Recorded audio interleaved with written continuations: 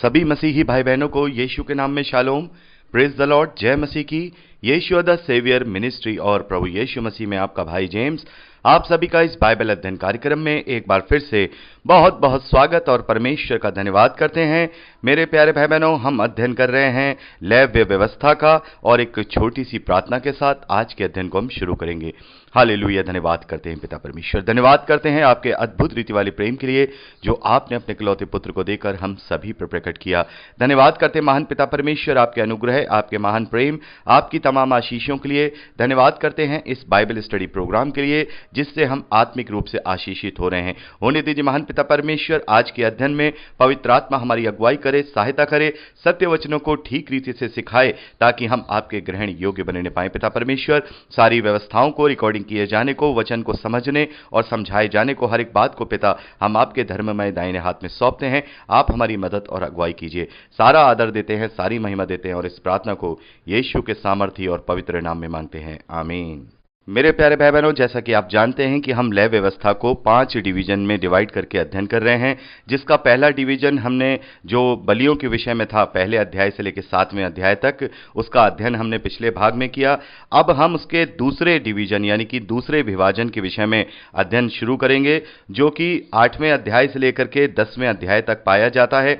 यहाँ पर हम देखते हैं हारून और उसके पुत्रों का याजकीय अभिषेक का जो वर्णन है, जो विधि विधान है, वो सारे बताए गए हैं। जैसा मैंने आपको कहा था कि आप इन्हें सबको पर्सनली रूप से रीड कर लीजिएगा, तो आशा करता हूं कि आपने इन्हें सबको रीड कर लिया होगा। और अगर नहीं किया है तो ये संदेश सुनने से पहले आप लेव व्यवस्था उसका 8वें अध्याय से लेकर के 10वें अध्याय तक कंप्लीट पढ़ लीजिए। यहाँ पर आपको हारून और उसके पुत्रों का जो अभिषेक की विधि और विधान है वो सारे यहाँ पर मिलेंगे। किस तरीके से उनका अभिषेक किया जाएगा, कैसे उनको तेल से अभिषेक मूसा के द्वारा किया जाएगा, उनके द्वारा बलि वहाँ पर चढ़ाई जाएगी, उन्हें पवित्र किया जाएगा, सारी चीज़ें यहाँ पर वर्णित की गई हैं। मेरे प्यारे बहनों, पहले तो मैं आपको बताना चाहूँगा कि ये अभिषेक होता क्या है। जब कभी कोई संस्कार या कोई भौतिक अनुष्ठान जो धार्मिक क्रिया के लिए किया जाता है, जिसे हम ये कह सकते हैं कि परमेश्वर के कार्यों के लिए या परमेश्वर की सेवा के लिए जो कार्य किया जाता है, तो उसके लिए एक अनुष्ठान होता है, उसको पवित्र किया जाता है, उसे अभिषिक्त किया जाता है। एक तरीके से फिजिकल ये जो हम कहेंगे एक अनुष्ठान होता है। और यहाँ पर हमने देखा, आपने पढ़ा होगा कि यहाँ पर उसके ऊपर तेल रख करके उसके साथ प्रार्थना करके उसे पवित्र किया गया। फिर उसने वहाँ हारून के द्वारा वहाँ पर बलि वगैरह सब चढ़ाई गई। इसके द्वारा वो नियुक्त हो गए कि अब वो याजकीय कार्य कर सकते हैं, परमेश्वर के लिए अब वो अभिषिक्त हो गए हैं। मेरे प्यारे बहनों, हम देखते हैं कि पुराने जो नियम में हम किसी राजा को देखें या किसी ऐसे याजकीय कार्य को देखें या किसी भविष्यता को देखें, तो उसके गुरु के द्वारा उसे अभिषेक किया जाता था, उसे अभिषेक किया जाता था और उसे चुना हुआ घोषित किया जाता था।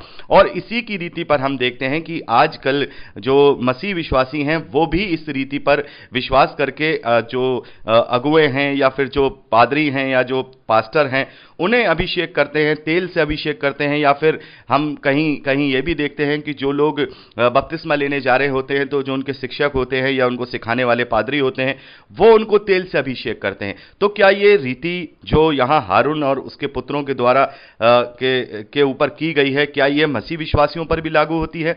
मेरे प्यारे भाई बहनों, हम जानते हैं कि पुराने नियम में जब हम पढ़ते हैं, प्रभु यीशु मसीह से पहले जो भी अभिषिक्त हुआ करते थे वो परमेश्वर के द्वारा चुने हुए अभिषिक्त हुआ करते थे, जिन पर पवित्र आत्मा कार्य किया करता था। लेकिन परमानेंटली पवित्र आत्मा उनके साथ नहीं रहा करता था, उनके साथ कार्य नहीं करता था।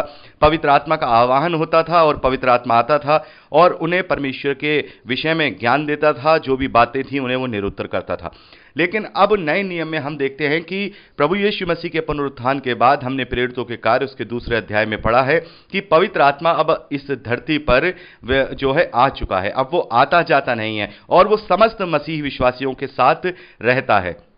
तो जो लोग इस प्रकार का संस्कार करते हैं या इस प्रकार का अनुष्ठान आज के समय में भी करते हैं, तो मैं आपको बताना चाहूँगा ये बिल्कुल बिब्लिकल नहीं है, क्योंकि अब मसीह विश्वासियों का जो अभिषेक है वो स्वयं पवित्र आत्मा के द्वारा हुआ है। यहां पर अब कोई किसी पादरी के द्वारा या किसी एवेंजलिस्ट के द्वारा या किसी गुरु के द्वारा यहां पर तेल रख करके प्रार्थना करके उसको अभिषेक नहीं किया जाता है। हां, हम हाथ रख के प्रार्थना कर सकते हैं। अगर हम किसी को शिक्षा देते हैं या हम किसी को तैयार करते हैं बपतिस्मे के लिए, तो बिल्कुल बेशक हम उसके लिए हाथ उसके सर पे रख करके उसके लिए प्रार्थना कर सकते हैं, पवित्र आत्मा का उसके लिए दान मांग सकते हैं, इसमें कोई बुराई नहीं है। लेकिन तेल का अभिषेक करना और बाकायदा वो अनुष्ठान करना, जैसे हम यहां पर हारून और उसके पुत्रों के द्वारा होता हुआ देख रहे हैं, उसके लिए होता हुआ देख रहे हैं, वैसा करते हैं, तो ये फिर अभिषेक अधूरा होगा। क्योंकि वहां पर उनका अभिषेक पूरा जब होता है जब वो बलि चढ़ा देते हैं, जब वो बलि चढ़ाते हैं, बलि की पवित्रता में जाते हैं, तब उनका वो अभिषेक पूरा होता है। तो इस तरीके की विधि विधान को दोबारा से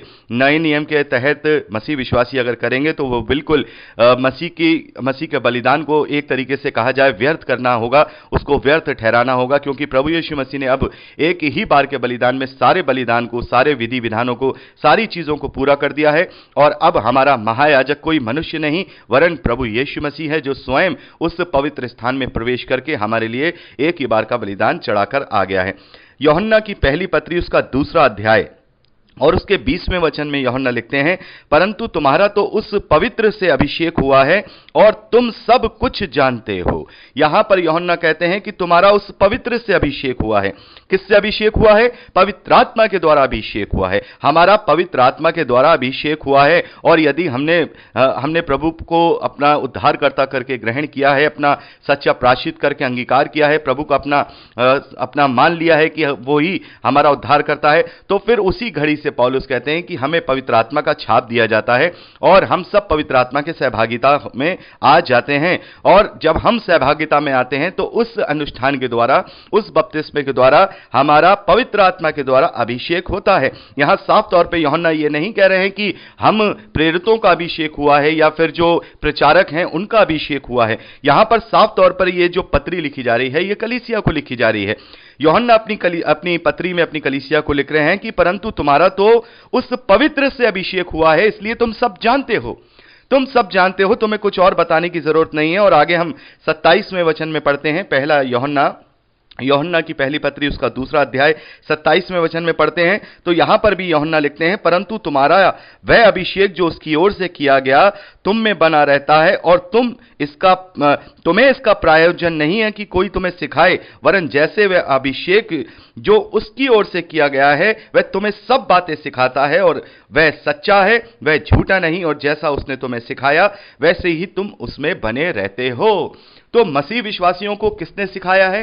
हो सकता है कि आपने किसी शिक्षक से शिक्षा ली हो सकता है आपने किसी स्कॉलर को सुना हो सकता है आपने किसी बड़े विद्वान को सुना हो सकता है आपने किसी इवेंजलिस्ट को सुना हो। वो सब बातें अलग हैं, हम सुनते हैं, उनसे मदद लेते हैं, लेकिन सिखाने वाला कौन है? सिखाने वाला हमें पवित्र आत्मा है। तो मसीही विश्वासियों को तो पवित्र आत्मा से अभिषेक किया गया है, और जब हमें पवित्र आत्मा के द्वारा अभिषेक मिल गया है तो फिर हम अब तेल के द्वारा अभिषेक कैसे करें किसी के ये अनुष्ठान कैसे करें? बहुत बार ऐसे मेरे पास प्रश्न आते हैं। एक बहन है जो इस प्रकार से वो प्रभु का कार्य करती हैं, उनके घर में एक घर की कलीसिया चलती है और बहुत सारे पादरी आकर के उनको इस बात के लिए टोकते हैं कि भाई तुम्हारा अभिषेक किसने किया है, तुम्हारा अभिषेक किसने किया है, तुम्हारा गुरु कौन है, तुम्हें किसी ना किसी से अभिषेक कराना जरूरी है। तो ये बातें वो कहां से लाते हैं? वो बातें कहां से लाते हैं? ये अज्ञानता भरी बातें वो कहां से लाते हैं? यहां पर हम देख रहे हैं हारून और उसके पुत्रों का याजकीय अभिषेक हो रहा है। अब हम याजक नहीं हैं, हम अब याजक नहीं है। हम अपने आप को याजक कैसे कह सकते हैं? इब्रानियों की पत्री में हम साफ पढ़ते हैं कि हमारा महायाजक अब प्रभु यीशु मसीह है। तो जो भी प्रचारक है या जो भी पास्टर है, जो भी इवेंजलिस्ट है, जो भी अपोस्टल है या जो भी भविष्यवक्ता है, चाहे वो कोई भी हो 5 फोल्ड मिनिस्ट्री के अनुसार, वो याजक नहीं है। अब हम में कोई भी याजक नहीं है। हम किसी का याजक कौन होता है? याजक पश्चाताप करने वाला होता है। तो हम किसी के लिए पश्चाताप नहीं करते हैं। हम अपना पवित्र आत्मा का जो कार्य हमें सौंपा गया है वो 5 फोल्ड मिनिस्ट्री के अनुसार करते हैं। किसी को भविष्यवक्ता करके, किसी को प्रेरित करके, किसी को रखवाला करके, किसी को सुसमाचार सुनाने वाला करके, किसी को शिक्षक करके पवित्र आत्मा ने ठहराया है ताकि कलीसिया की आत्मिक उन्नति हो। अब हम इन वरदानों से या इन कार्य की जिम्मेदारियों से कलीसिया की आत्मिक उन्नति करते हैं, ना कि हम उनके लिए प्रायश्चित करते हैं। क्योंकि प्रायश्चित तो अब एक ही बार में प्रभु यीशु मसीह ने खुद महायाजक होकर, खुद बलिदान होकर के चढ़ा दिया है। तो मेरी समझ में नहीं आता कि ऐसे लोग बिना बाइबल का अध्ययन किए हुए, बाइबल को अच्छी तरह से बिना पढ़े हुए लोगों पर कैसे दोष लगा देते हैं कि आपको अभिषेक होना चाहिए, आपका अभिषेक। बहुत सारे लोग तो इस बात को भी कहते हैं कि जो लोग बाइबल का ज्ञान जानते हैं, पवित्र आत्मा का वरदान पाए हुए हैं, शिक्षा का वरदान पाए हुए हैं, चंगाई का वरदान पाए हुए हैं, उन लोगों से भी कहते हैं कि तुम इस प्रकार का प्रचार नहीं कर सकते हो, यह केवल पास्टर कर सकता है, केवल वो कर सकता है जो बाइबल कॉलेज गया हो, जिसने सारी चीज। ये पता नहीं कहां से अपनी एक नई थ्योरी निकाल करके ले आए हैं लोग। इस प्रकार से लोगों को दबाव बनाते हैं और उनके प्रचार कार्य में बाधा उत्पन्न करते हैं। अरे प्रभु यीशु मसीह जब यरूशलेम में प्रवेश करते हैं, विजय प्रवेश करते हैं, हम देखते हैं अपने अंतिम सप्ताह में, तब जो लोग थे वो बड़े ही जोश के साथ प्रभु के लिए नारे लगाते हैं, होशना होशना, दाऊद की संतान होशना। तब वहां पर प्रभु यीशु मसीह कहते हैं कि इन्हें मत रोको, अगर इन्हें कोई रोकेगा तो आज ये पत्थर भी बोल पड़ेंगे। तो इसका मतलब यह है कि अगर परमेश्वर चाहे तो वो अपनी पत्थरों से भी महिमा करा सकता है। और पुराने नियम में हम देखते हैं जो बलाम था, उसको गधी के द्वारा, उसकी गधी के द्वारा परमेश्वर ने मैसेज पहुंचाया, उसका मुंह वहां पर खोल दिया। तो परमेश्वर तो किसी के द्वारा भी अपने राज्य का प्रचार करा सकता है। तो हम और आप इसके विषय में फैसला करने वाले कौन होते हैं? जो गलत चीजें हैं उसका विरोध करना हमारा कर्तव्य है, क्योंकि प्रभु ने हमें सच्चा वचन सौंपा है। इस पवित्र शास्त्र के अनुसार हम जानते हैं।